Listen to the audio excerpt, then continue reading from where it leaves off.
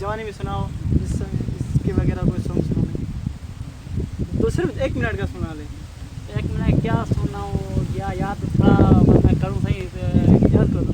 हाँ जी यार कोई क्या करूँ, शौक में तो कोई आता है, शौक कभी मैंने गाया नहीं है दुनिया में, कभी सोचा नहीं है। शौक में ये सोच रहा हूँ हाँ, जो नात होती है क्या है ऐसी चीज़ होती है। सॉन्ग कोई सुनाना, हाँ। कोई व्यूअर्स आजकल देखते हैं सॉन्ग वगैरह। शौक ये नहीं देख रहे, अपना मिठा मोहम्मद मुस्तफा है सल्लल्लाहु अलैहि वसल्लम। हाँ इसके साथ शौक नहीं कभी ऐसा हुआ हो कि अब खेती बाड़ी ने आपका काम किया, खेती बाड़ी का?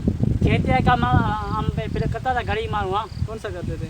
ये कुदर वाला काम है, जो बनी बनी खेती संभाला करना, जो कणक पोखना, फसूल आबाद करना, पानी है उसका